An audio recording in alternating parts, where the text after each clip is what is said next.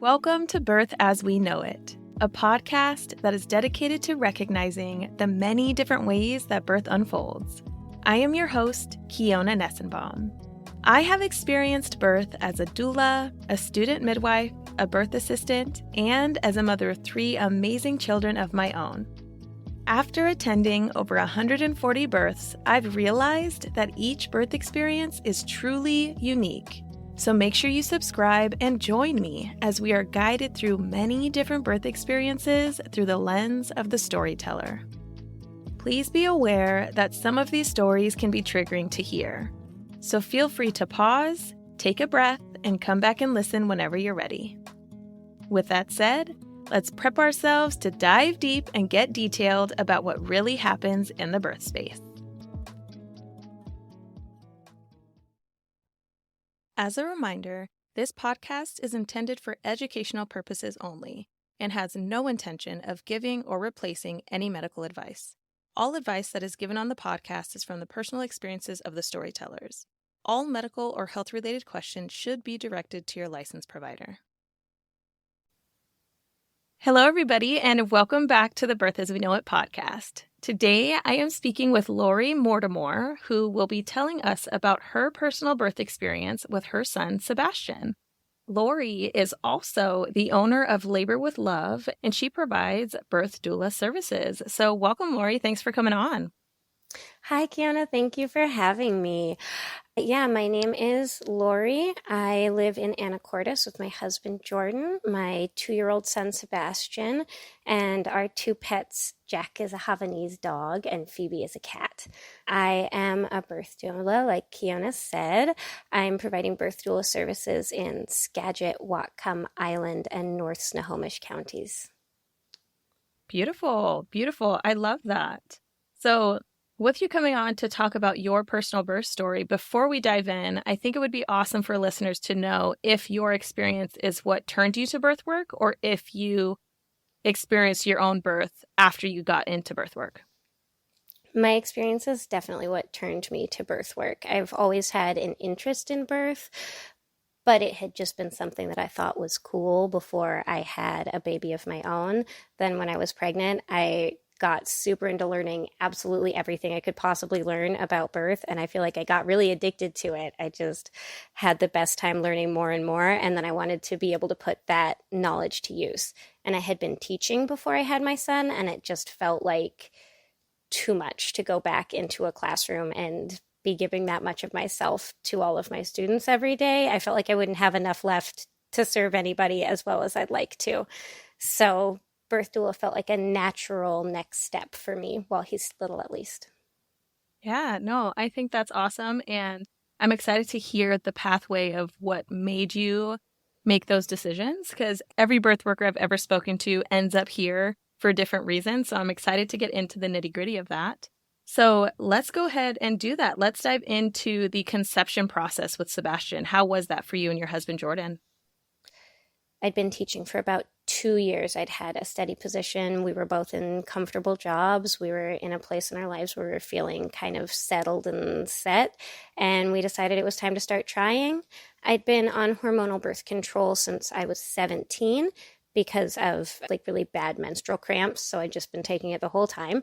And I was a little bit nervous about how long it would take me to conceive, but I stopped taking my pills. I had 1 full cycle after I stopped my birth control, and then we got pregnant. So it was really quick and easy and very much planned, and I didn't have to do all of the temperature taking and all of that. We just sort of stopped taking birth control and got pregnant. I feel really lucky. Yeah, that's really awesome because it makes it easier to kind of go along the same lines of your anticipated timeline.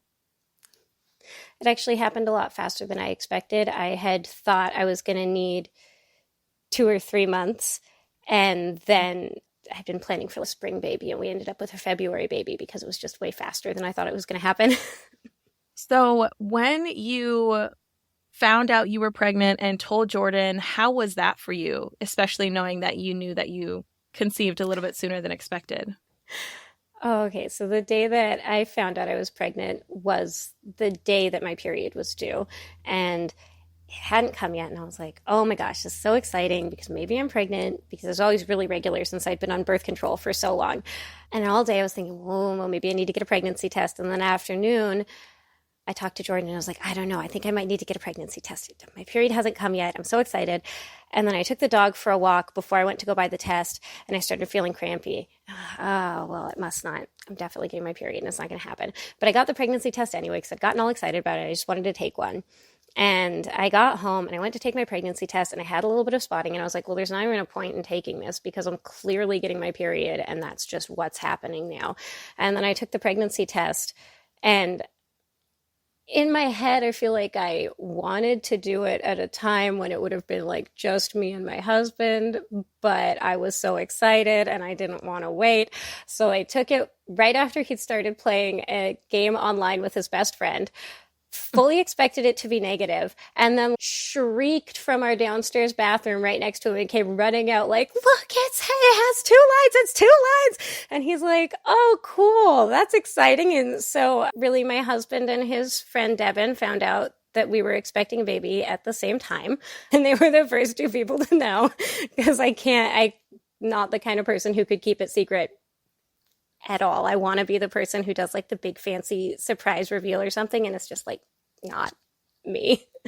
Yeah, that's definitely something that's ideal or fun to think of. Like, oh, it'd be so fun to have that surprise moment. But then when it happens and you're just in the moment, it's just so exciting and you just got to spill it out, Yeah. So how did Devin react? Oh, he was excited. He knew we were trying. Their son is 4 months older than ours. So he was really excited that we were going to have babies close together. Oh, that's so cool. 2 families just growing around the same time. That's so fun. So during your pregnancy, did you experience any hard symptoms? Were you really nauseous or anything like that? I feel like I had a really good pregnancy on the whole. It really wasn't particularly hard. During my first trimester, I definitely had some nausea and a lot of just kind of exhaustion, but nothing abnormal. I don't know if I never threw up because I just never needed to, or if it was more because I hate throwing up with every fiber of my being and did everything I could possibly do to avoid it. But I managed to avoid throwing up my whole first trimester. For a little while there in, I think, late July, I feel like all I ate was Twizzlers filled sour straws. That was like the only thing that ever sounded good. And I'd have to eat one before I could eat anything else. It'd be like 7 in the morning and I'd be like, okay, well, I'm just going to eat one Twizzler so I can eat some breakfast. So that was a little weird. And I had the most intense craving for sherbet during my first trimester. I was like, I need my Twizzlers, I need my sherbet, and that's what I'm going to eat. But then the nausea cleared up. It must have been around 12 or 13 weeks. It was like right when school started. So it was just in time for me to go back to work. So I got to spend my summer laying on my couch feeling tired and nauseous, and then started feeling good again just in time to go back into the classroom. So that was really great timing. So I was feeling better in September, and then just really enjoyed the rest of my pregnancy. I absolutely loved being pregnant. I was that really annoying person who's, oh, I'm glowing and this feels so amazing and I'm bringing new life into the world and I'm just so happy all the time, who makes all the other pregnant women really angry. Hey, but your experience is still totally valid and you are allowed to be happy about it, Yeah. Did you happen to attend any childbirth education course or look into any ways to prep for labor? Yeah, I knew that having an unmedicated labor was really, really important to me. My mom had an unmedicated labor both with my brother and myself, and it was just something that I felt like I really wanted to experience. Plus, makes me feel really claustrophobic, the idea of not being allowed to get up and move around. I really, really hate that. So I knew I didn't want an epidural. That felt kind of scary and uncomfortable to me. So I did Bradley method. I really loved it. It was good for me, but by the time we got started with the class, I had already learned almost everything that we covered in the class just from reading every birth-related book and listening to every birth-related podcast I could possibly get my hands on. So it was extra good for my husband. He went into it knowing not a lot about birth, and he came out of the class feeling like he was really empowered to support me, and he knew exactly what he needed to do and how he could support me, and he knew what to expect from the process. So I feel like that was the biggest benefit we got from that Bradley Method class. I also downloaded the Expectful app and did like a lot of meditations and went through their hypnobirthing course because I kind of was interested in exploring hypnobirthing a little bit, but I didn't want to pay a bunch of money for another birth prep class. And I did a lot of prenatal yoga just to practice the deep breathing and the relaxation and the leaning into discomfort and embracing it and relaxing the muscles you're not using and all that good stuff. So that was kind of what most of my birth prep looked like. That sounds awesome. And it sounds like self-paced and just getting lots of information for multiple different places, which is really cool.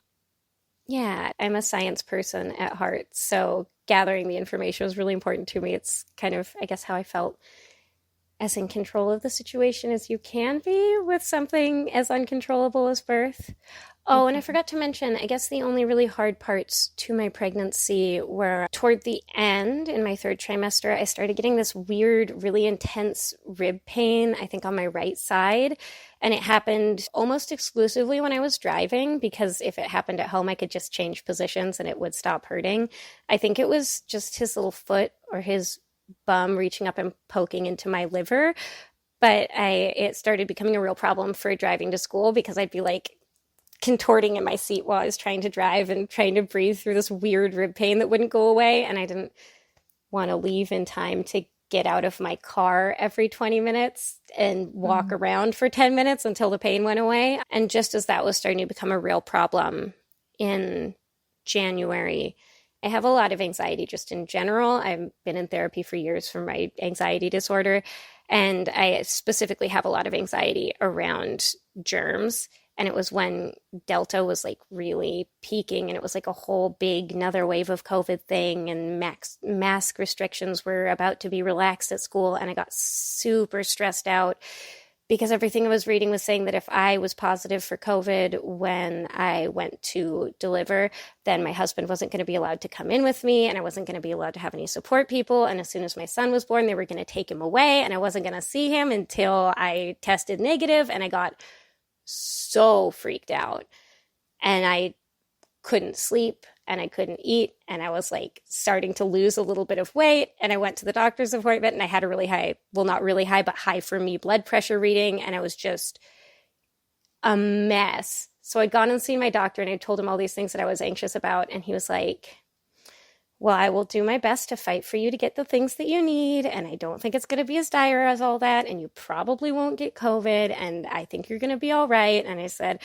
okay, I guess that's okay. And then I went home and I didn't sleep at all. I couldn't eat anything, and I felt super nauseous, and he just told me that I needed to be gaining more weight, and I'd had this high blood pressure reading, and I was just feeling worse and worse. So I went back the next day for an emergency appointment, and I was like, I don't think I can be at school anymore. I just don't think I can do this because I'm so anxious, and you can't tell me that the things I'm afraid of won't happen.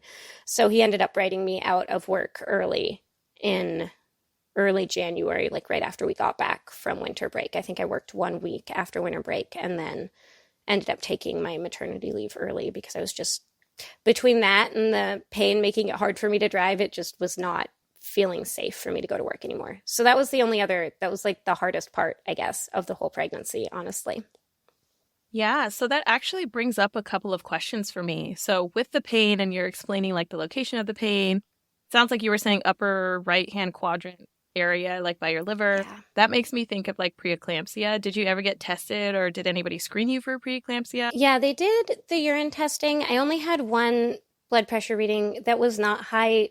It was not beyond the range of normal for most people, but I have low blood pressure typically. So it was like high for me, but not anything high enough for them to be really worried about. So they did make sure they paid close attention to my blood pressure, and they were screening my urine for protein at every appointment. But it didn't end up being, I had been worried about it when I went to my doctor. I was like, I feel like this is concerning because it feels like it's in the area of my liver. And my mom had HELLP syndrome with my brother. So I was kind of like a little extra on high alert. But after that, all my blood pressures were low, and I didn't have any protein in my urine or anything the rest of my pregnancy. That's good. That's good. And then so you did say that you took maternity leave a little bit early. What gestation in your pregnancy was that? And what was your expected time of maternity leave prior to leaving early? I would have been a month early because I was planning on starting my leave at 38 weeks since I was driving an hour each way. And I was a little bit nervous about, my mom had a really fast labor with both me and my brother. And I was a little bit nervous about being in labor and then being in really heavy labor by the time my husband got to the school to pick me up because I wouldn't be able to drive myself. So I had been planning on leaving at 38 weeks and I left at 34. All of those concerns are so valid because I even personally had some like that because when I was pregnant with my son, I had a really long commute and I ended up doing the same thing and pulling out early. I actually quit my job instead of just leaving for maternity leave. I quit my job because I was like driving an hour and a half each way. And so I'm saying that to say I totally get it. I totally understand those concerns. So along the lines of quick labors, when was the moment that you knew that you were in labor once you got near the end of your pregnancy? My son came a little bit on the early side. The Friday before I had him, I had to go to get monitored because I was having a little bit of bleeding. And by a little bit, I mean like significantly more than I'd usually get from a period, but I'm always a light bleeder. So enough that they wanted me to go in and get checked. And it ended up being nothing. But when we went in, oh, I guess I'll tell you exactly what it was. My husband and I had sex that morning and I had a minor cervical laceration. My doctor said it was like a skinned knee of the cervix, which didn't hurt at all at the time or even afterwards. I guess I was just fairly effaced. So yeah, the bleeding is really common after sex for sure, especially when you're later in pregnancy because the cervix has a lot of nerve endings and lots of little blood vessels that like to be popped. So I had ended up sitting in the birth center at our hospital for a couple of hours while they did monitoring and checked my amniotic fluid levels and made sure that everything looked good. But as we were going in, I had in the back of my head up to then, I'd been like, I can't have this baby. I'm not ready. He needs to stay in at least until his due date. This would be a catastrophe if he came now. And then as I was sitting there getting monitored, I kind of came around to it mentally. And I was like, okay, well, if he has to come, it's okay. I can handle it when he comes anytime. I'm past 37 weeks, so it'll be fine if he has to come. It's fine. And I kind of said to myself, you know, if he's going to come, when he's going to come, it's fine. I'm ready. I can handle it. He can come anytime now. And then my dad had been building us a cradle for him. So after that happened, I was like, we really have to get this cradle done, though, because seriously, this could be any time that the baby comes. So that Sunday I had gone over to my dad's house and we had been working on the cradle together and it was like not at all ready. I was like, okay, well, it's okay. I'm just going to relax. I'm probably going to go past my due date because it's my first. It's no big deal. I'm only 37 and 4. I'm not going to have this baby anytime soon. And on the way home from my parents' house, I had one contraction that took my breath away while I was driving. I was like, ooh, that was scary. I was like breathing through it and it was like really intense and I felt like I was really distracted and I was like, whoa, that was a frightening thing to have happen while I'm driving, but then I didn't have any more, so I didn't really think anything of it. Had a normal evening, went to bed, woke up at 2 o'clock in the morning to a Braxton Hicks, and I really had to pee, so I got up and used the bathroom, and I laid back down in bed, and as soon as I laid down, I started having contractions like 2 to 3 minutes apart that felt like really, really intense period cramps. And I told myself, this is early labor, it's probably prodromal labor, it's going to peter out into nothing, just go back to sleep. I tried to go back to sleep, and I don't think it could have been more than 10 minutes of me trying to go to sleep before I downloaded a contraction timer on my phone because, like, I can't sleep. This is too much. It's too close together. I can't sleep at all. And I started timing them, but I was still trying to, like, go to sleep because everyone says you need to go to sleep in early labor. If it's in the night, you go back to bed. You're not going to stay awake. So I was timing my contractions on my phone, and they were, like, every 2 to 3 minutes, lasting 4 to 5 seconds, feeling fairly intense. I was definitely breathing through them a little bit. I could not ignore them at all. And I felt like a little bit of moisture. I was like, oh, I'm going to get up and I'm going to make sure that's not my water breaking. And it was my bloody show.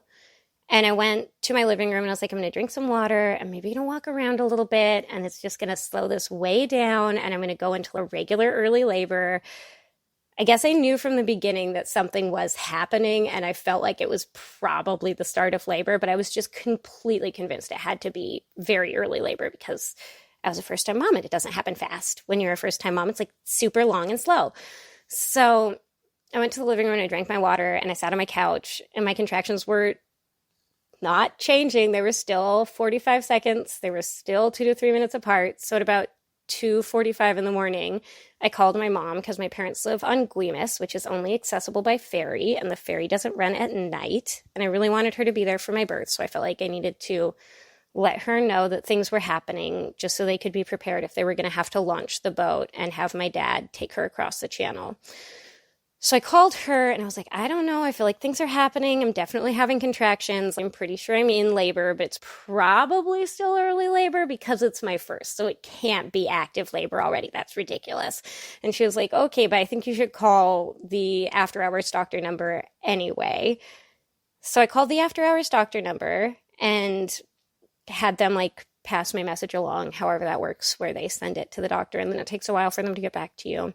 And at about 3, my husband got up and he was like, hey, I thought you just got up because you had another nosebleed or something. What's going on? And I was like, oh, I'm having contractions and they're like every 2 to 3 minutes. And now they're getting really, really intense. And I'm like starting to vocalize through them. And I'm waiting to hear back from the on-call doctor, but we might need to go to the hospital. And he's like, oh, okay. So that's happening now at 3 in the morning. Cool. And so he was like, yeah, you seem like this is intense, and I feel like you should just go get dressed while you're waiting for the doctor because you're not going to go back to bed anyway. I was like, okay. And I went to the bathroom before I got dressed. I sat down, and I had a contraction on the toilet, which is like the worst thing that ever happened to me, and I hated it with every fiber of my being. I was like, this feels terrible, and I hate it. And I started shaking really hard, and I had this thought, like, we start shaking in transition. I was like, no. Nope. I'm like 2 centimeters. This is like nothing. It's the very beginning. It's adrenaline. It's nothing. And I got really nauseous too. I got like really shaky and nauseous on the toilet. So I got up, I washed my hands, I started getting dressed, and I had a contraction that I had to like squat into because I physically couldn't stand through it. And it made me really nauseous again. And I was like, okay, yeah, no, I think we need to go to the hospital. And then I got the call from my doctor and he was like, yeah, I think you need to go to the hospital. I mean, it could be early labor because they're not lasting that long, but you should definitely go get checked. And that was just the on-call doctor. So then I got dressed. And we got in the car. I'd had my bag packed for forever. So we put the bag in the car and I had my like towel underneath me in case my water broke. And I had my little bowl in the footwell in case I threw up. And we're driving to the hospital. And it was only a 10-minute drive, which is nice because it was not great. It wasn't as bad as some people say it is. Like, it wasn't like the worst experience of my life to be in the car in labor, but it was not fun. And I texted my doctor that I was headed into the hospital because he gave me his personal cell phone number. I think I was his first baby from conception through delivery where he was the provider for it. So he was like all excited and he was like, I'll definitely be there. Even if I'm not on call, I'm going to come in for your birth. We just used my family doctor. I had thought that maybe I wanted a birth center birth, but the closest birth center is Mount Vernon. And I didn't think I wanted a half-hour drive in labor. And my mom had really fast babies. So it was in my head that I might be in heavy labor by the time that we got in a car and drove somewhere. So I didn't like that idea. So I ended up just going with my family doctor and delivering at Island Hospital. And we got to the hospital. It must have been at like 3:30-ish, I think.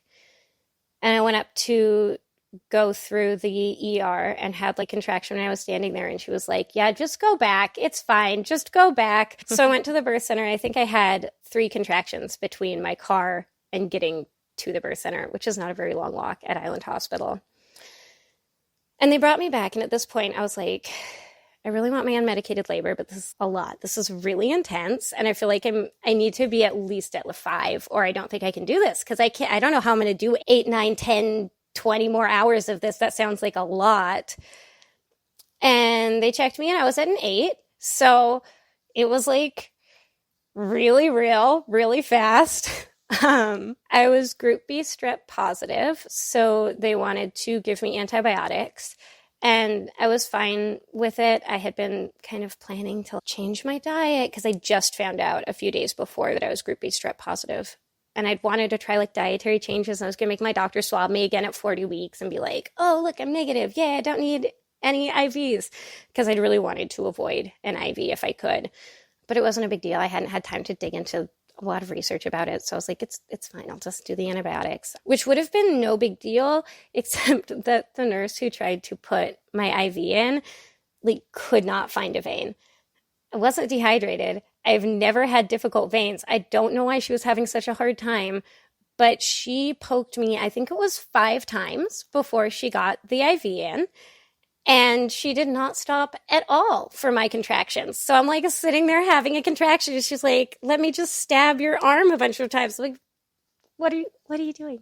What are you doing? It's my only nurse I didn't like my entire hospital stay. So that was really rough. It made it really hard.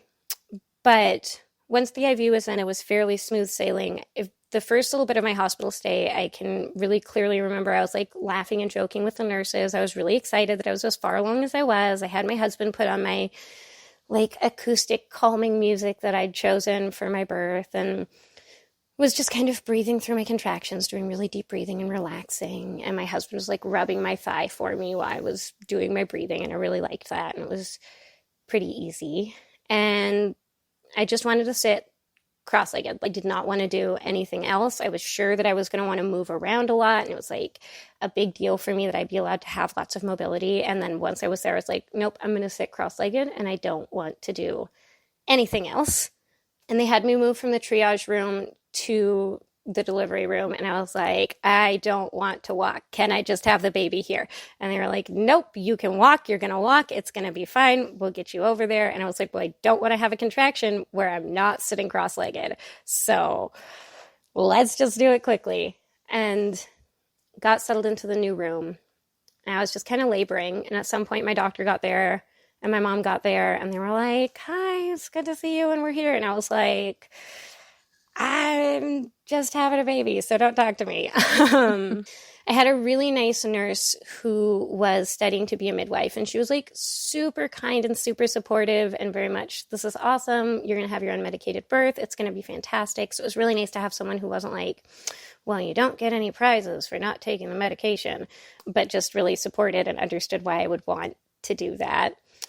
So she was really nice. And at one point she was like, okay, well, I think we should try hands and knees. You wrote in your birth plan that you want to try hands and knees. So I'm going to get you the cub and we're going to go into hands and knees.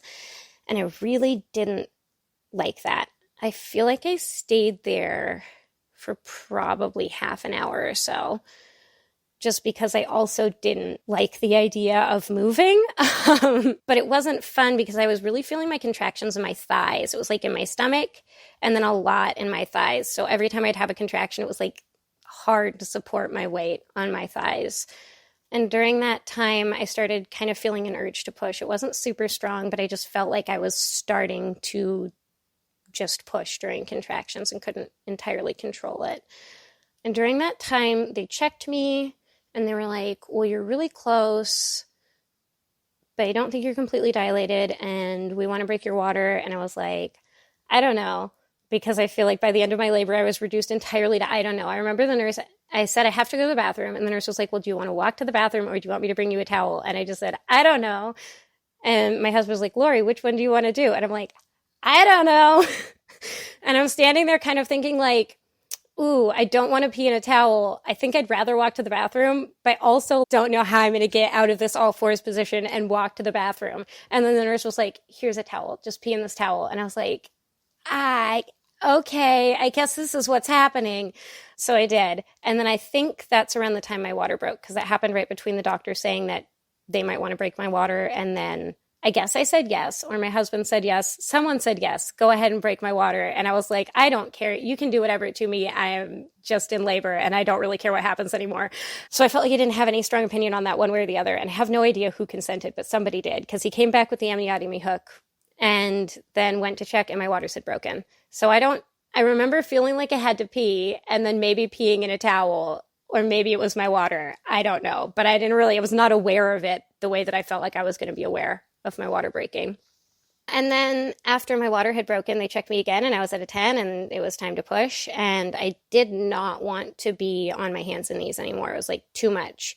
So they got me rolled over to my side with a peanut ball between my legs and I started pushing on my side. And I had been like super against pushing on my back. I like knew that wasn't what I wanted to do at all.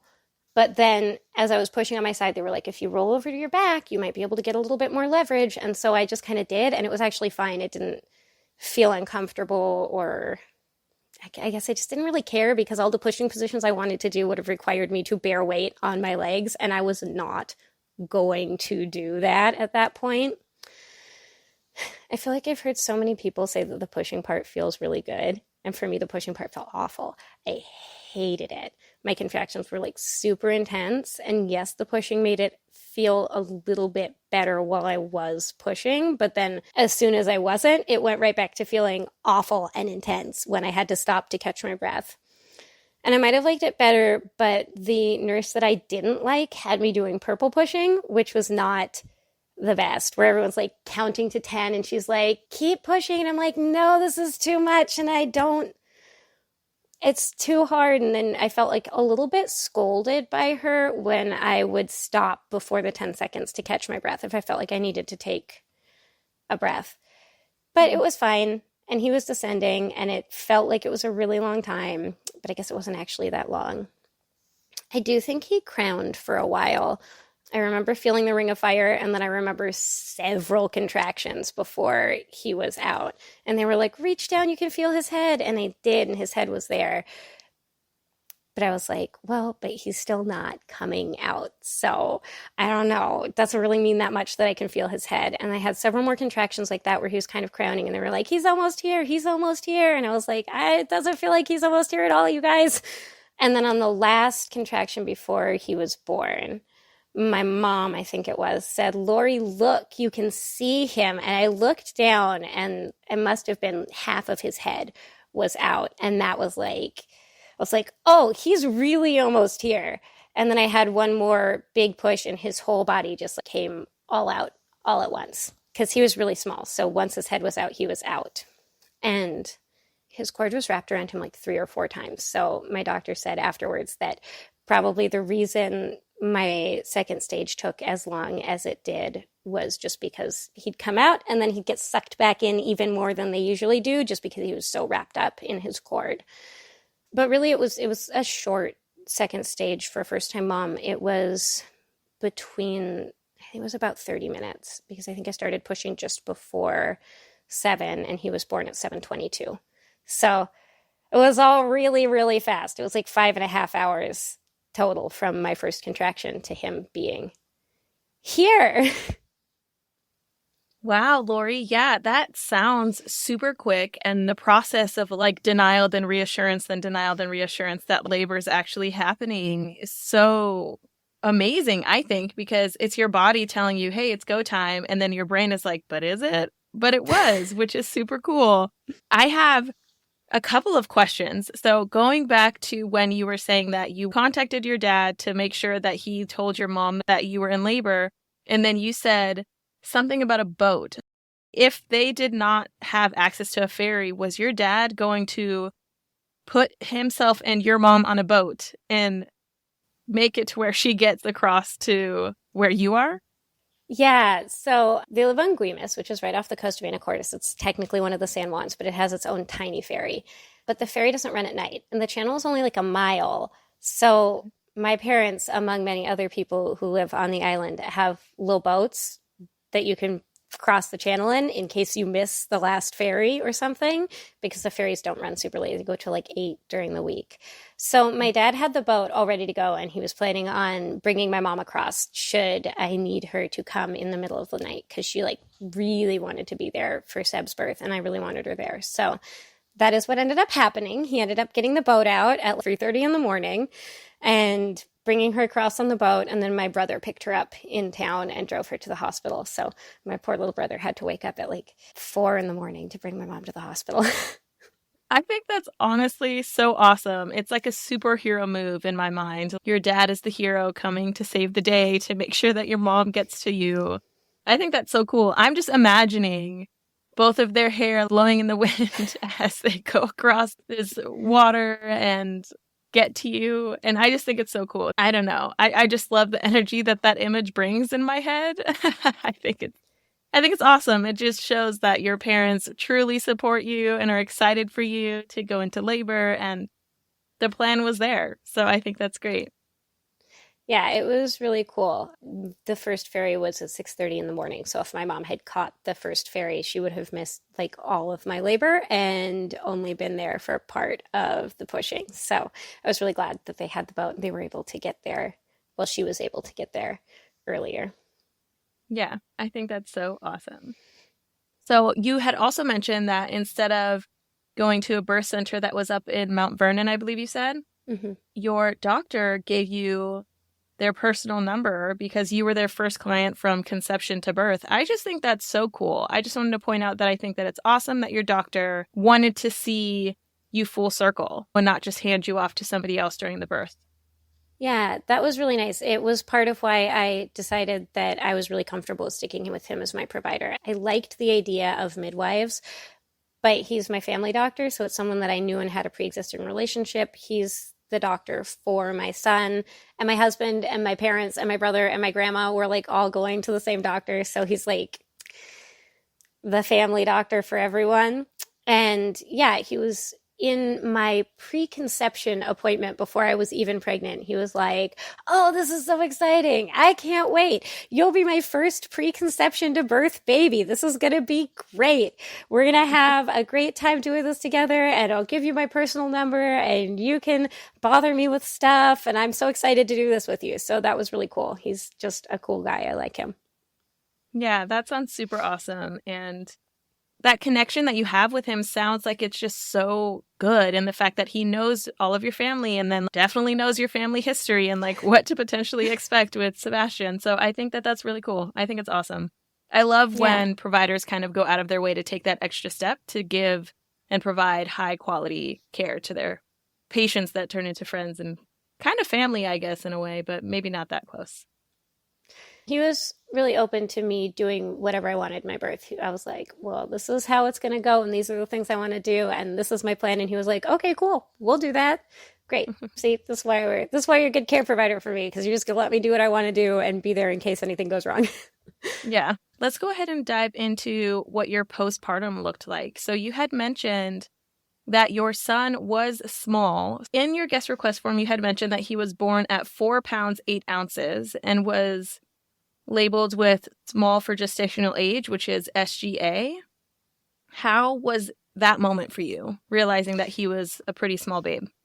So we had kind of expected that he was going to be small, not that small, but we'd expected he would be a small baby. I was 5 pounds, 3 ounces, I think. So I was really small. And my brother was born at 32 weeks. So he was like very, very small. But all the women in my family tend to make small babies. Like a big baby in my family is like 6 pounds. So we kind of knew that he was probably going to be on the smaller side of things. So I wasn't necessarily shocked that he was small. But right after he was born, they tried to hand him right up to me. I wanted immediate skin to skin and had my little labor gown all clipped down for my immediate skin to skin. And we were all ready to go for it. And the doctor had pulled him out and was kind of like, had him over my abdomen. And I reached down toward him. And I think I touched him, and then I went, nope, something is wrong. He was like blue. He was not moving. He was not crying. I couldn't see any signs of breathing, and I was completely panicked. It was truly the scariest moment of my entire life. I really thought that he might have been stillborn for a minute. I was so scared. And I just remember saying, no, something's wrong, something's wrong, something's wrong. And then by the time he was born, there were so many people in the room. I was not even remotely aware of them until after they'd all left. The only reason I know that there were like 10 people in the room when he was born is because my mom and my husband told me. It had been shift change, so all the night nurses were there, and then all the day shift nurses were there because I was literally the only person in the birth center. And the on-call doctor was there, and my doctor was there because I was the only person in the birth center. So I had like 10 people in my room just hanging out, not because anything was wrong or he'd had heart rates that were concerning or there was any kind of issue that they foresaw, just because there was no one else around. So they all came right in, and I didn't care because I didn't even notice. So I remember the other doctor saying, we need to cut his cord now. And they took him over to the warmer, and pretty much right away, he was starting to move. He was starting to make little sounds. My husband went right over. My husband, Jordan, did not know anything was wrong. He didn't know until 5 minutes after Seb was born that things were not going exactly the way that they normally do, which is funny because we talked a lot about how important skin to skin was immediately after the birth to me. And like we'd confirmed that with the nurses, that was their standard procedure. And then I'd confirmed it again when I got there. So I feel like he should have known that it was not normal for him to be whisked away like that. But he was like caught up in the moment and didn't even realize anything was wrong. So I'm laying there stuck on my bed. They've pulled the bottom part out, so my feet are right up against the edge and my butt is right up against the edge, and I feel like I'm going to fall off, but I don't even care because my baby's on the other part of the room, and I'm like, is he okay? Is he okay? Is he okay? And my husband's not really saying anything because he doesn't know anything's wrong. My mom's next to me like, I think I heard him cry. He's going to be all right. Everything's going to be okay. The doctor's just like casual. He's not acting like anything is super wrong, but he's also not telling me what's happening with my son, which he's like right there with me because there was another doctor to go with the baby, so he stayed with me. So I was like really freaked out at first. And then he was starting to cry, and someone finally told me he needs a little extra oxygen support, but he's going to be okay. Everything's looking all right. And we're just going to wait until he can keep his sats up to bring him back over to you, but he's just getting a little extra oxygen right now. And the song that I'd been singing to him while I was pregnant was You Are My Sunshine. And my mom was like, you should sing to him. So I was trying to sing to him. And in the meantime, the doctor is like pulling on the umbilical cord a little bit to start to get my placenta to detach because I'd said that I really didn't want to get a Pitocin shot afterwards if we could avoid it. And I think I might have ended up with one, but I don't know because I was just like, can you stop? That's uncomfortable. My baby's not here. At one point, I remember asking him to put part of the bed up because I felt like I was going to fall off because I was like right up there at the edge. And I was like, can you put more of the bed up? Because this doesn't feel stable. And my placenta was eventually delivered. I think I pushed a little bit, but I was like really focused on my baby being on the other side of the room, so I wasn't paying a lot of attention. And I distinctly remember that pulling on the cord a little bit to get it to detach was like super uncomfortable, and I did not like that at all, and I just wanted that to be over. But after my placenta was delivered, I got to look at it, which was exciting. I really wanted to be able to see what it looked like, and I mean, I didn't know what I was looking for at the time, so presumably it was all good. But he didn't show me anything that looked alarming or anything. He was like, wow, they're so cool, and then whisked it off somewhere else. In retrospect, I wish I knew about placenta prints. I decided I didn't want to encapsulate, but I kind of wish I could have had a print done. I didn't have anything where I was like, I was very realistic with myself and realized that there was no way with a brand new baby that I was going to have the motivation to plant a tree over my placenta. It was just going to live in my freezer for 2 years. And then right now I'd be like, oh, I have a really old placenta that I should probably do something with. So I didn't want to do that. So they just medical wasted it. But now I have a friend who does placenta prints, and they are the most gorgeous thing that I've ever seen. And I wish I had one. Anyway, that was a tangent. Yeah. No, you're good. I do have a question. So you said that he was pulled over and needed a little bit of extra oxygen. How long was he being under CPAP? So like CPAP is continuous positive airway pressure, which is what doctors just provide, where it's not necessarily a mask over the baby's face, but it's like just oxygen in the face of the baby. How long was he over there? Okay, so I think he was away from me for about 20 minutes. It was pre-8 a.m. when they gave him to me. And they didn't bring the CPAP in, I think, until just after they brought him to me. He was just on an oxygen mask. So they'd had him over there on oxygen, and I really wanted to meet him. And the nurse finally brought him over. I guess he just had taken longer, and they'd called up to respiratory to bring the CPAP down, and they decided they were going to bring him to me and have him with the oxygen mask on my chest, which like rankled me a little bit at the time and still does. If you could do that, could you not have done it? Clearly your oxygen is in fact portable. Could you not have just done this from the very beginning? That's okay, hospital policies, and I'm not going to change them retrospectively in the moment of my son's birth. So they brought him over and they put him on my chest, and he was really tiny. It was crazy how small he is. The picture I sent you is of him right after he was born, just being like the tiniest baby I've ever seen. And like everyone who worked with him was like, wow, this is like the tiniest baby that I've ever worked with. So they brought him over to me. I did not get my skin to skin. They brought him over to me all wrapped up, and I did not have the presence of mind in that moment to ask them to unwrap him. And that's one of the few things that if I could go back and change it, I would really like to have asked them to unwrap him and just cover us in a warm blankie so he could have been skin to skin with me right there at the beginning. But he ended up wrapped up, and then with a warm blankie on us both on my chest. And he didn't latch right away. I don't think we successfully latched until they moved me into my postpartum room. But I got to snuggle him, and they brought the CPAP down, and while he was on my chest, the respiratory therapist put it on. It was just the nasal cannula kind. And he wore that until about noon that day, I think, is when he was keeping his sats up on his own. His oxygen saturation levels were in the high 90s where they want them. Whenever they take off the CPAP cannula before that, he'd drop down into the 80s. So, but by noon, he was keeping his sats up by himself. He was having some blood sugar issues and some minor temperature regulation issues.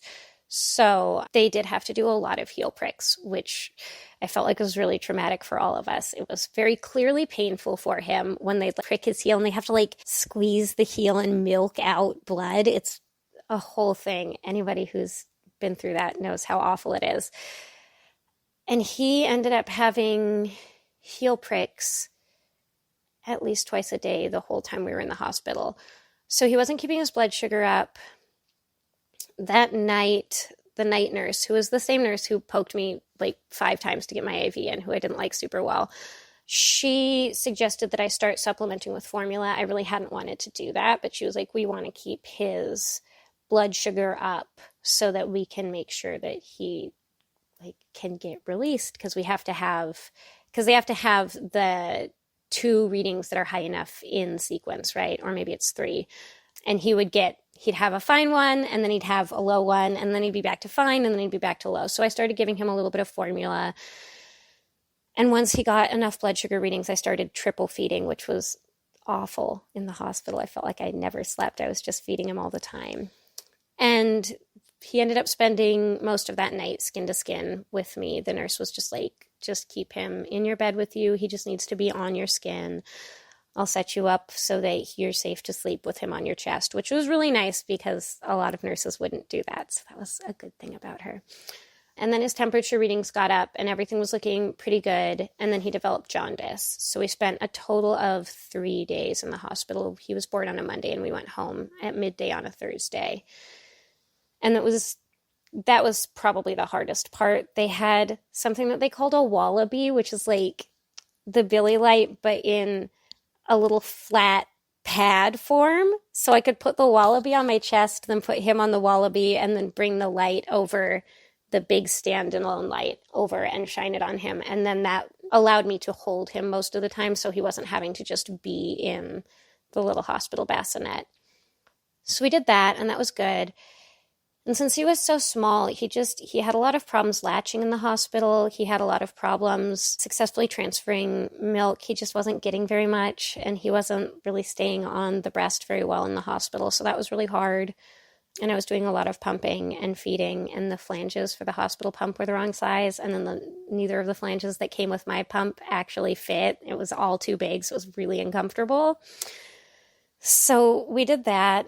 And then right after we got home, he was released on Thursday and we came home, and like as soon as we got home, I felt like our breastfeeding difficulties pretty much resolved. He started latching way better right away after we got home, and I think maybe it was just getting away from the stress of the hospital. We were both more relaxed, and that he started breastfeeding much better.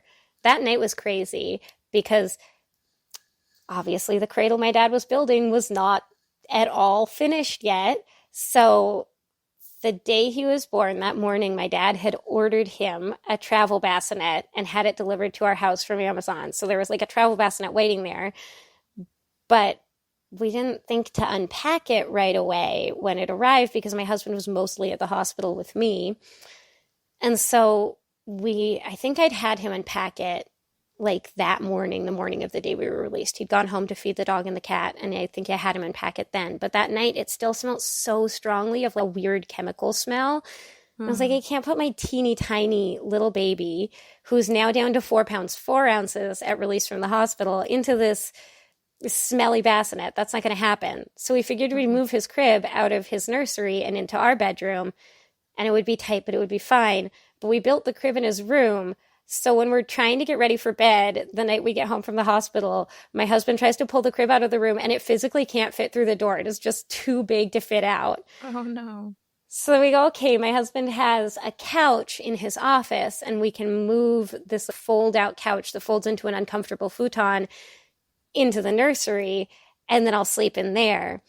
So we tried to move this uncomfortable futon, but he hadn't gotten it into the room by himself. It's like stupid heavy. And we didn't have anyone who could come and help us at the last minute at 9 p.m. on a Thursday night. So he's like trying to move it out, and he gets like halfway out of the office and it gets stuck in the door frame and it won't come any further. So that sat half in and half out until my dad could come and help put it back away the next day. And I ended up sleeping on a pile of couch pillows on the floor of my newborn's nursery. And by sleeping, I meant being awake most of the night because he cluster fed his entire first month. And I think I got 2 hours of sleep that whole night in 20-minute segments. And by the end of it, I was like, what have I done? What choice have I made? I very much remember being awake at about 2 a.m, like, this was a terrible mistake and I'm going to die.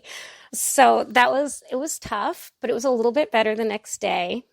I was not eating enough in the first week or two. I lost all of the weight I'd gained in pregnancy in a week and a half. I was back to my original weight pre-conception, but it was just because I wasn't eating anything, because I never felt hungry. And every night I would have like panic when it was time to put him to bed, because I just knew he wasn't going to sleep. He would sleep maybe an hour and a half at his very longest stretch. Usually sometime between 2 and 4 in the morning. I'd get an hour to an hour and a half of sleep. He was almost always up and nursing nearly continuously until midnight or 2 a.m. And then it would be like half hour to an hour stretches most of the rest of the night. So I would just it would get dark and I'd feel panicky about how I wasn't going to be able to sleep. And I realized part of that was just that I wasn't eating much. So it was low blood sugar. So something I tell all my clients now is to make snack stations wherever you're going to feed your baby and just eat a snack. Anytime your baby is eating, eat something and drink something. And that was really, really helped me. My appetite came back about a week after I did that. And then I gained back 100% of the weight I gained in my pregnancy and am still there to this day, because I think my body got really mad at me for not eating for a while. And now it's like, as long as you're breastfeeding, I'm going to hold on to this weight. And so that was really rough. I had a lot of nipple pain in my first month of breastfeeding, but I was like, well, it's probably normal and it's not like bad. They're not like cracked and bleeding. So this is probably fine. But he just never went more than 2 hours without breastfeeding, and he'd breastfeed for at least 30 minutes at a time. And more often it was once an hour. So I'd feed him for 30 minutes, have half an hour where I wasn't feeding him, and then be back to feeding him again. And eventually I was just so exhausted by that. It was too much. And I felt like I couldn't do it anymore. So I went to a lactation consultant and was like, I can't do this. It's too much. He won't stop cluster feeding. And at that appointment, they diagnosed him with a tongue tie, and they clipped his tongue tie, and at that same appointment. And then within about 2 weeks, he wasn't doing that anymore. He was eating much more normally. My nipples stopped hurting. I just felt so much better, and breastfeeding became something that felt manageable. And then he could space it out to sleeping for 2 hours during the daytime. He was such a bad sleeper. I mean, he was a baby, so he was exactly the sleeper that he needed to be, but he just couldn't sleep without physical contact with me. He took all of his naps in a wrap until he was 7 or 8 months old, and I finally decided that we were just going to have to transition to the crib, even if it meant some crying, which it did, and it was terrible, because I tried every single gentle method I could find online, and none of them worked on him, but my back was so sore from having him in the carrier all the time. And he ended up, I was sure that I didn't want to bed share. I was like positive. The AAP says don't do it, so I'm not going to do it, and I won't even consider it, and it's not going to happen. And at about 6 weeks, I just could not function on that small an amount of sleep anymore. I felt like I was going to fall asleep holding him, and he was going to fall down the edge of the couch and suffocate or something. So I finally gave in and started bed sharing with him, and it was a really good decision for our family. I read a bunch of books and every article I could find online, and then did all of the things that they said to do, and it worked really well. I don't know if he actually slept that much longer, but I was not having to get up and down, and he certainly wouldn't do the thing where we'd spend 4 hours before we fell asleep of me just nearly constantly feeding him and him never being quiet for more than 20 minutes. And that was a big, big deal for my mental health.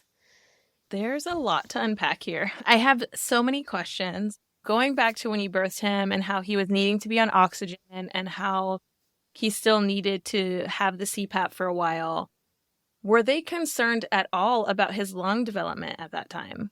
Even though he was technically term because he was born past 37 weeks, but with him having SGA, the small for gestational age, were they concerned about his lung development?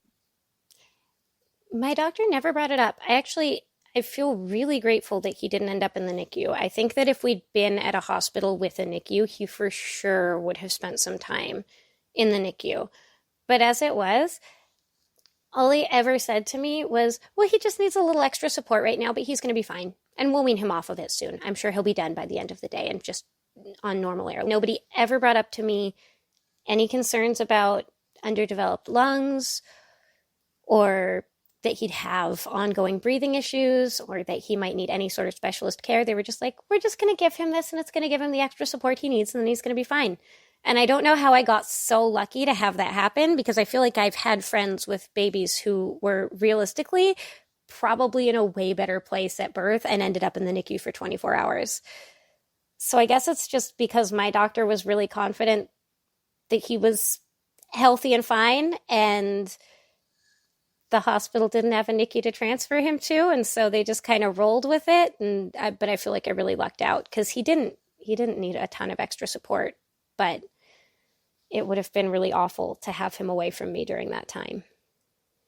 Yeah. And so my next question is, throughout your pregnancy, did your provider ever say that you were measuring small? Like, were your fundal heights always lined up or were they on the smaller side? I was right on the mark or a week behind most of my pregnancy, and I kind of jumped back and forth a little bit. I think the last few weeks I was about a week behind pretty consistently, but we weren't super concerned about it because my mom had been with me. Her due date got moved back. They don't do this anymore, but apparently when my mom was pregnant with me, she got her due date moved back 4 or 5 times because she kept measuring too small. And they were like, oh, well, we must have miscalculated. No, she was originally due August 23rd. And by the time I was born, I think they'd moved her due date to September 15th with me. So just because she was measuring small and they just kind of kept saying, well, we'll push it back. We'll push it back. We'll just push it back. Okay. Yeah, that is interesting. So, leaning more into your postpartum and how you had all of these concerns and struggles with even getting any sleep and being sleep deprived, did you experience, especially with having some anxiety throughout your pregnancy, did you experience or have you or are you still experiencing any postpartum mood disorders or anxieties? I never got diagnosed with anything.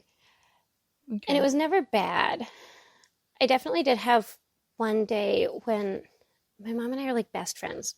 We don't fight about things, but I'd gotten into a little fight with her that realistically was kind of a little fight, but at the time it felt like a world-shattering, my mom and I may never talk again fight. And I got really, really depressed that day for a few hours. But that's the only time I remember feeling genuinely depressed. I had a lot of anxiety and kind of fear at bedtime. Like I said, that was really bad. And I did have some relatively intense, intrusive thoughts early on in the first month or two.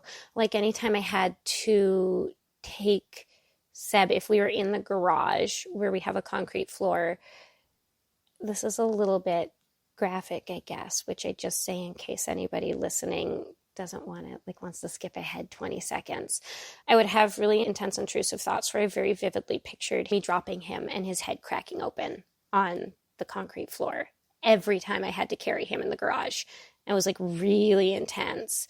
And I just have little intrusive thoughts like that would come up, and I knew what they were and I recognized them because I've dealt a little bit with that in the past with my anxiety. So I was really aware of it for what it was and had some coping mechanisms to breathe through it and just remind myself that I'm catastrophizing. That's a worst case scenario. It's not going to happen. This isn't a real thing that's happening right now, and just take some deep breaths and get through it. I did a lot of work with my therapist before he was born because I knew that I was going to be a little extra susceptible, especially to postpartum anxiety.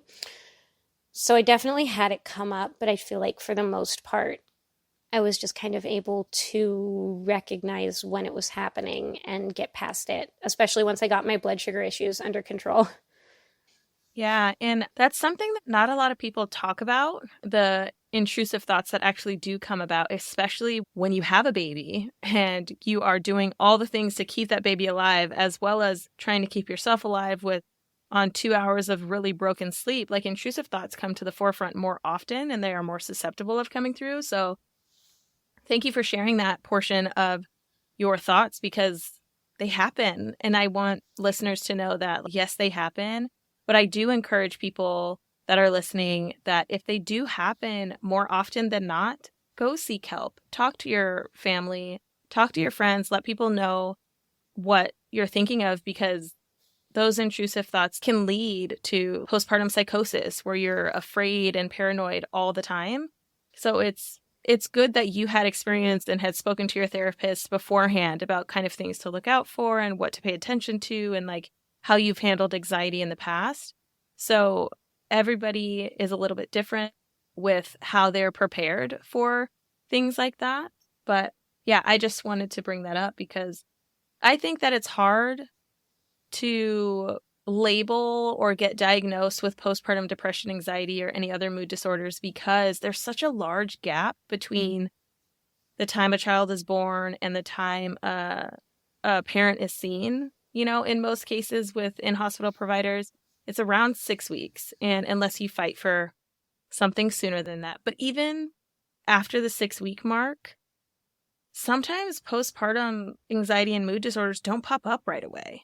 Some people don't experience them until 6 months later, a year later. Or in my case, I was experiencing it throughout the first year and I couldn't even pinpoint it. I was never officially diagnosed, but after a year of caring for my son, my second child, I looked back and I was like, whoa, I had postpartum depression and anxiety, but I was always talking about it with family and speaking about it, but some people don't think to talk about it. So were you talking to Jordan about it? Like some thoughts that you had and like how you were feeling? Yeah, we were definitely checking in with each other. I felt like it was important to just kind of make sure that we were both doing okay and talk about it. I also was talking to my therapist regularly. It was really important to me. I think I'd scheduled out the first 2 months worth of my son's life with appointments every 2 weeks before he was even born because like I know I need to do this. And if I don't schedule them in advance, I'll probably get overwhelmed and not want to. And it was hard because if he wasn't asleep, maybe I was sitting there trying to talk to my therapist and I can hear him crying in the background. And I did them all virtually. I guess one benefit of COVID is that now we all have access to virtual therapy. So you don't have to leave your house and you can talk to your therapist while nursing your baby and holding him and keeping them calm if you need to. So that was really good. I was checking in with her really regularly and talking to my mom about what was going on with me. And I have a good friend who's dealt with depression and anxiety and a lot of mental health issues her whole life. And she was very much there for me to talk things through too. I had a lot of supports in place before he was born because I was really aware of the fact that my anxiety was going to predispose me to increased risk of PMADs, of those postpartum mood and anxiety disorders. But just a plug for listeners is the perinatal support warm line is a fantastic place to turn to if you don't have anyone in your life who you feel like you can talk to about those feelings, because it can be hard to bring them up to your partner, especially if my partner also has anxiety, and I'm quite sure that he had some postpartum depression that he was dealing with. We did end up seeing our doctor at one point about it, but just to have somebody that you can talk to. But yeah, I was also really lucky because my doctor was my son's doctor. So I felt like I got to see my doctor a ton between my birth and 6 weeks. And at every appointment, he was taking the time to check in with me and ask me how I was doing as well. But It's also, I know I'm not the only one who does this. I tend to get to my doctor's office and just completely minimize all my problems. You kind of have to know me and be able to tell that something's not right with me a lot of times to know that something's not right with me, because I tend to say, oh no, everything's going great. I'm feeling really good. It's all awesome. And really, I'm sitting here. I haven't slept in 2 weeks. I'm so exhausted that I barely know which way is up. And I haven't been eating. And I'm so anxious. And I keep having these intrusive thoughts. And I'm not just going to say that. And I don't know why I won't say that, because I clearly should. And that's how we get help. But for whatever reason, I get in front of doctors and I just am like, oh, but I'm okay. I know I came to you because I have an injury, but actually I'm probably fine. So maybe we don't need to worry about it after all. Yeah, I would say that's really common, and you're definitely not the only person that experiences that. I want to say there is a term for that. I don't know if it's called like white coat syndrome or something like that, where you get in front of a provider and minimize everything, and say it's actually fine, I'm overreacting or whatever. When really that's how you get support. And I think a lot of it has to do with the unconscious, but also very conscious and apparent societal pressures of needing to love your baby and be so fine and happy after you have a baby and everything's going so well, like you wanted this. There's a lot of stigma about the hard stuff. So yeah, that's part of the reason why I created this podcast, is so we can talk about the hard stuff and have it be normalized and humanized, because what we see online or in social media or the statistics of numbers don't give a face or voice to the things that are going on, the things that are happening in everyday life. So I appreciate you for mentioning the perinatal support warm line, because it's a good warm line. And they also have support for partners, which is very important because, like you had just said, it's not just the birthing person that experiences the depression. Partners can too. And I feel like nobody is paying attention to that. We do the screening tool with postpartum birthing people, but we often don't even bother to screen partners. And when we do, it's like answering a couple of questions, and it's really easy to have that moment of like, well, it's not so bad. This probably isn't happening that often. You're not getting a high enough score, but you actually are struggling. And I don't know, if you're struggling, tell somebody that you're struggling. Yeah. It's way easier said than done, of course, but that's the way you get support, is letting people know. And sometimes it's really hard to tell what's causing the feeling of being off. Was it the fact that you just birthed the whole human and you now have to take care of someone? Or is it because you're sleep deprived and haven't eaten and you lost a ton of weight? There's so many moving factors to how postpartum actually plays out. Yeah, absolutely. That's a crazy time. Absolutely crazy time. Yeah. So, Lori, thank you for sharing your story with me. I have 3 final closing questions for you if you feel like you've had the chance to mention all that you wanted to talk about today. Yeah. Oh, the only other thing I'll say is that I wanted my son so bad, and I felt like a connection to him my whole pregnancy, especially after he started moving. I would feel his little movements, and I just loved him so much. And I remember crying when I was singing "You Are My Sunshine" to him, because I was like, oh my gosh, you really never will know how much I love you, because I love you so much and you're not even here yet. And as soon as he was born, I loved him so much. He was my little boy, and I absolutely adored him. But at the same time that was true, I also felt like I brought a total stranger into my house. I did feel connected to him, and I did feel love for him, but trying to take care of him, it was a tiny stranger. And as much as I loved him in this kind of theoretical construct of I've wanted you my whole life and I'm so happy you're here and I really love you kind of a way, it's really hard because it's a new person that you don't know. So I simultaneously, I guess, felt like really closely bonded to him, but also it's not just easy. You don't just have them in your arms and you're like, oh, I've known you my whole life and you're the other half of my soul and all of that stuff. So if you don't feel that right away, I feel like that's really normal and we never talk about it. Even if you don't feel like any of the love stuff either, like it comes with time. You get to know them and they develop a personality as they get a little bit older and are able to do things that aren't eat and sleep. It'll come with time, but it doesn't always come right away, I guess. Yeah, absolutely. Absolutely. I agree with that. And they're totally valid experiences, and it's totally okay to not connect with your baby right away, in my opinion, because you just literally opened your soul to birth this human and to be exhausted and depleted while still having the coexisting emotions of loving this little being that just came out of you right next to, oh my God, this is so hard and I'm exhausted and what did I do? That's life. Absolutely. That's what it is. It's hard, but it's worth it. So It gets better too.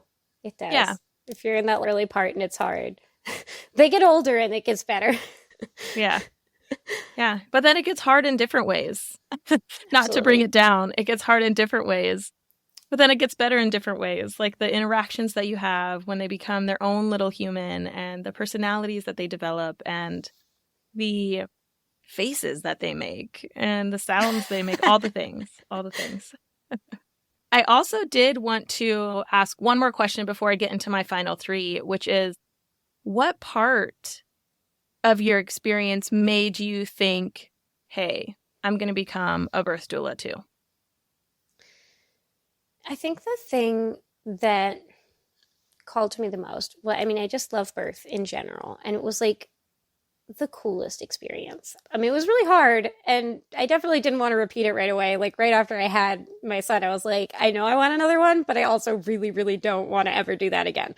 But it was still really cool, and I really thought it was like just this amazing experience. But I really wished that I could have had someone there, especially right after my son was born, to just tell me what was happening with him and just help reassure me. And someone who wasn't intimately connected to my baby who could just like calmly help me through that early part right after he came out. That would have been really helpful. So I think that's part of what made me want someone that. And I did have struggles with lactation. He did have that tongue tie, and I waited a whole month to go in and get help with it. And that month would have been so much easier if I would have been more aggressive in seeking out help, if I would have found someone to help me in the first couple of weeks. And I wish I'd had someone with more experience who was checking in on me and knew what to look for and could have told me, like, hey, it doesn't have to be this hard. You should go and get some help. People can do something. This is not just what it has to look like. So I guess that was really the part of my experience that inspired me the most to become a doula, so that I can be that person who's calm and able to just keep you aware of what's going on and provide support through the really hard and potentially scary bits, and remind you that help is out there and help you find the people that you need to get the support you're maybe missing. Yeah, I think that's beautiful. I like that that's what pulled you in. So my final three questions that I have for you. My first question is, what is one piece of advice that you would give to all pregnant people to prepare for labor, birth, and postpartum? I think the biggest thing that helped me was just having really practiced a lot of breathing and relaxation. Even if you're planning to get an epidural as soon as you possibly can, you will almost certainly have to deal with some contractions before it happens. And being able to really relax your body into them, I feel like makes such a big difference. I had one contraction when I tensed up really bad at the beginning because I forgot to take my deep breath. And I was like, it's another one. And it was like really close to the last one. And the nurse was like, take your breath. You need to take a deep breath. And once I took that deep breath and let go of the tension, it was so much better. But like that first little bit when I was like, my whole body was all tense, it was far and away the worst pain of my entire labor. So practice deep breathing and relaxing. That's a great tip. That is a great tip for sure. My next question is, what is one resource that we can share with our listeners on your behalf? Yeah, let's see. Just Perinatal Support Washington in general has a ton of resources for people who are having any sort of mental health issues at all during pregnancy or postpartum, and they are fantastic. Bradley Method was a really great birth class for me. I was really happy with it. It's long and kind of intense. It was like 12 weeks, and so it's a lot of your time. But if you really want to have an unmedicated birth, I think it's especially good for that and for partners too. And yeah, podcasts like this one were fantastic for me with just learning more about all the different things that birth can look like, made me feel a lot more confident. And I really liked the Penny Simkin book, The Birth Partner. That one was it's an easy read. I feel like it's great for partners and pregnant people, and it's a little bit more accessible than a lot of the like 800-page books that I was reading that go super in depth on pregnancy. Yeah. No, I think all of those resources are great and easily accessible. You know, like the birth partner you can find online anywhere. They probably even sell it in some bookstores that are local to the listeners. And even though the Bradley Method class is long, I think it's great to mention because having a longer course is actually really good because it gives you more time to go in depth with all of the information that's being provided, as well as figure out what works for you. So, Yeah. yeah, I love those.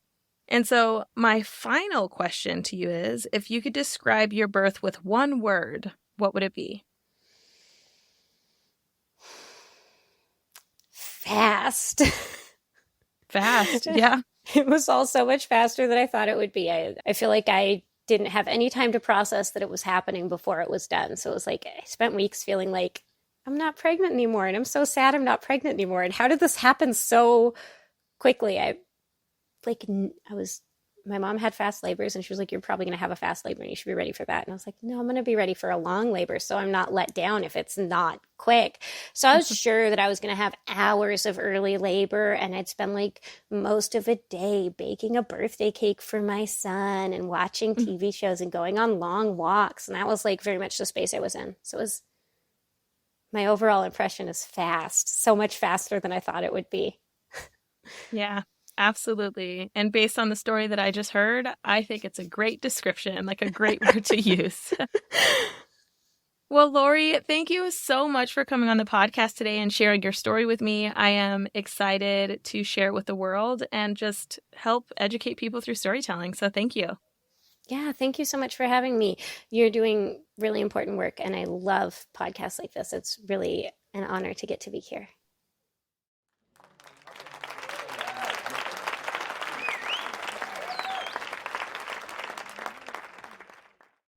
Interviewing Lori for this episode was a lot of fun. I loved hearing about how strong of a support she got from her family, including how her parents would go through the process of getting on a boat to get across the water in order to attend her birth. I also think that Lori brought attention to a lot of important things throughout her story. Genetics play a big role in the size of your baby, and it's important to recognize that she was very aware and prepared for what her anxiety could look like postpartum, because she had some experience prior to getting pregnant. So make sure you pay attention to how your emotions and your anxiety are prior to pregnancy, and do your due diligence in getting prepared to make sure that your transition into parenthood is as smooth as possible. Lori, thank you so much for sharing your story with me and the Baki community. I know that many of these listeners are going to be learning something new after listening to your story. And for you that's listening right now, don't forget to go join the Birth As We Know It podcast community on Facebook. In the group, we have a lot of fun with asking questions and talking about all things about the podcast. So don't miss out, and join in on the fun by going to birthasweknowitpodcast.com/Facebook. And if you want to support the production of this podcast, you can do that by joining us on Patreon. Go to birthasweknowitpodcast.com/support and join the community. For next week's episode, I had the awesome opportunity to interview Kayla Tashumper, owner and founder of My Birth Choices. She shares her 3 birth stories of her girls and how that led her to creating this business. So don't hesitate to tune in and get all of the juicy details. All right, that's all I got for now. Talk to you soon.